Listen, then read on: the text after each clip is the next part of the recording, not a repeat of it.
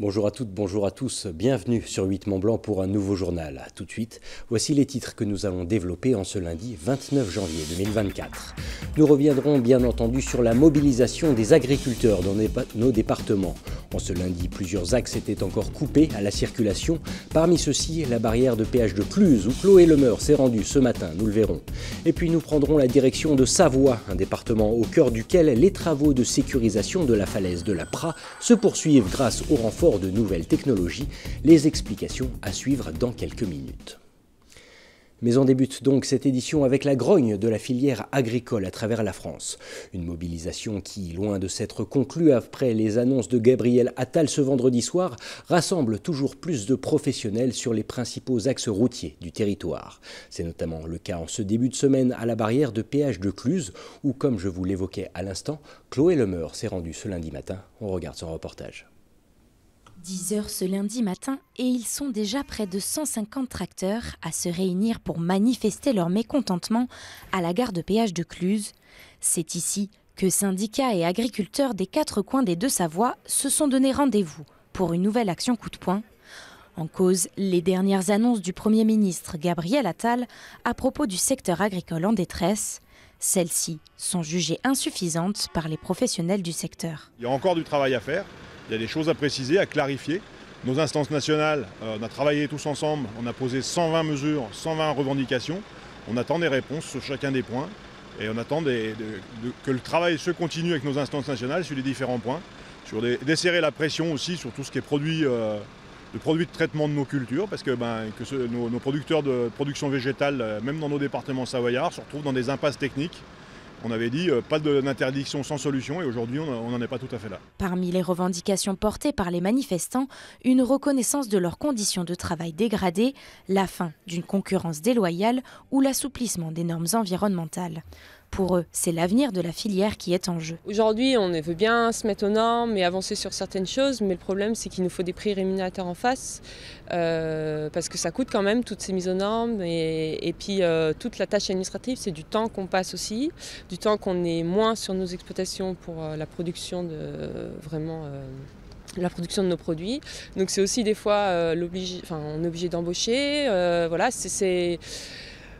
En fait, c'est une pression psychologique aussi qui est importante. Au total, sur la journée, ce sont donc 200 agriculteurs qui se sont rassemblés sur place. La contestation devrait d'ailleurs durer jusqu'à ce mardi matin au moins, alors que des mesures supplémentaires doivent être dévoilées. Parmi les annonces très attendues par le monde paysan, des réponses concrètes sur des problèmes spécifiques liés au pays de Savoie comme la brucellose et la prédation. Et si ces dernières ne sont pas jugées concluantes, les professionnels comptent bien continuer à faire entendre leur colère. Les perturbations qui devraient continuer d'impacter le département jusqu'à ce mardi au minima. En conséquence, la préfecture alerte les automobilistes, précisant que sur l'autoroute A41, des ralentissements sont à prévoir au niveau du péage de Saint-Martin-de-Bellevue, tout comme au niveau du rond-point du casino de Saint-Julien-en-Genevois. Et comme vous avez pu le constater, dans le secteur de Cluses, où la 40 est donc coupée dans les deux sens entre Sionzier et Salanches. On parle social à présent. En moyenne en Savoie, un résident d'un EHPAD, d'un établissement hébergement pour personnes âgées dépendantes, doit débourser chaque mois un loyer de plus de 2 000 € selon l'organisme Conseil Dépendance. De ce fait, trouver un logement adapté peut donc s'avérer compliqué pour les personnes âgées, d'autant plus pour celles en situation de handicap. Pour remédier à cette problématique, de nouvelles initiatives se multiplient comme dans la commune de Barbie où une colocation atypique a été imaginée, une résidence appelée le Palais des Hirondelles et qui peut accueillir jusqu'à 4 personnes en situation de polyhandicap assistées au quotidien par des auxiliaires de vie. Plus d'explications avec ce reportage de Kezia Poudou.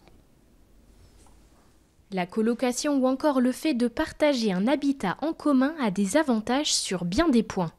Gain de place, réduction des coûts, rencontres et vie sociale en font notamment partie.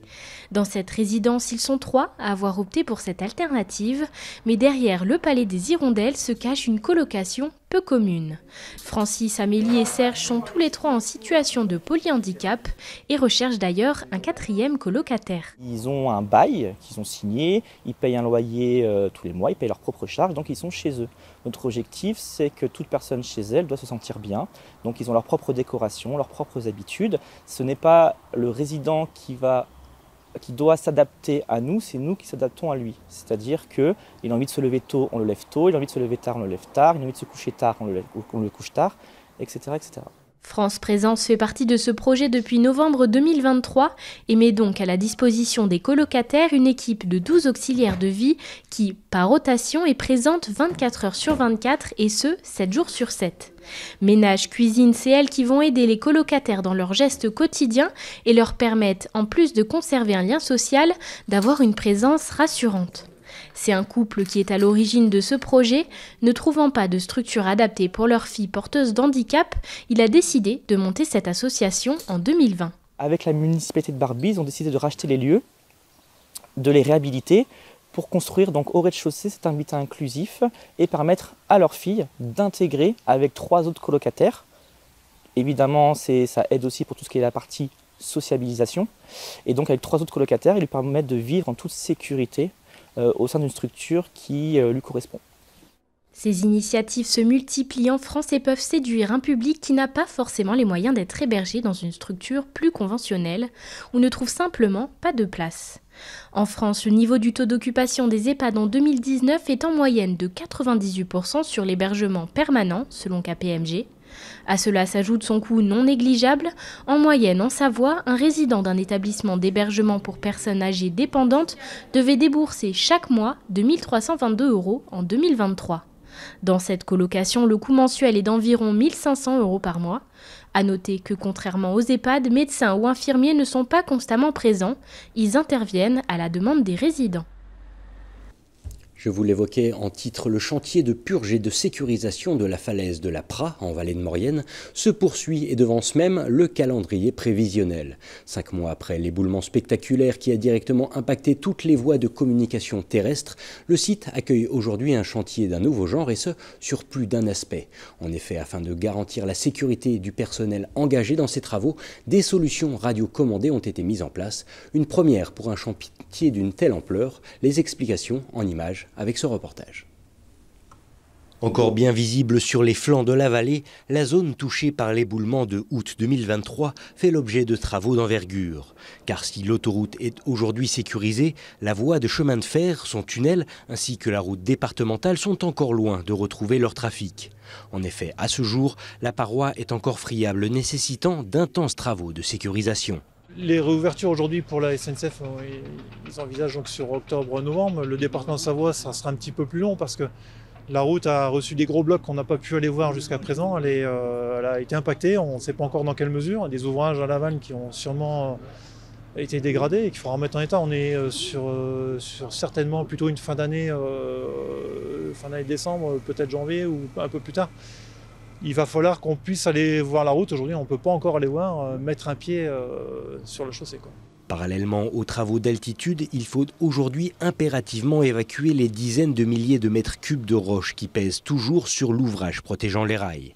Un travail trop dangereux pour être réalisé par des humains, mais qui avance bien grâce à un ingénieux système de pilotage à distance. Compte tenu du fait qu'on ne pouvait pas envoyer d'hommes dans des engins de terrassement, on a décidé de tenter notre chance avec des engins radiocommandés. Donc ça a été un gros défi lancé en très peu de temps, puisque la décision a été prise début novembre.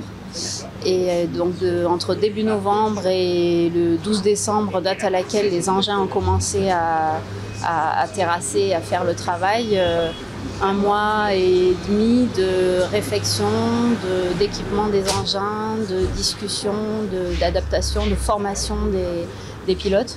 Un apprentissage qui a d'ores et déjà prouvé son efficacité, les opérateurs pilotant leurs engins blindés pour l'occasion, ayant récemment rempli l'objectif de déplacer 16 000 m3 de roches, et ce, avec une dizaine de jours d'avance sur leurs prévisions. Comme chaque lundi, on va parler sport avant de conclure cette édition.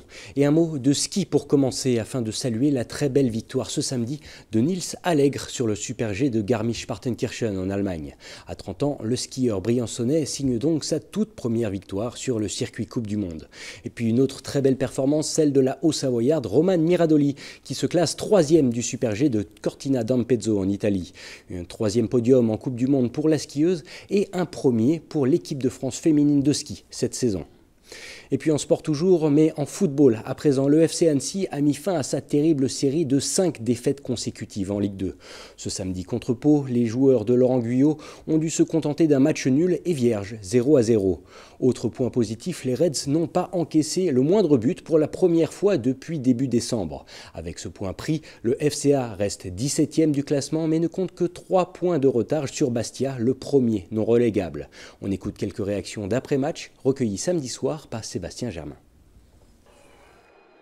Il faut aussi, dans notre situation, savoir prendre ce qu'il y a à prendre, pas positiver pour positiver, mais les points positifs ce soir, c'est on a stoppé la spirale de défaite.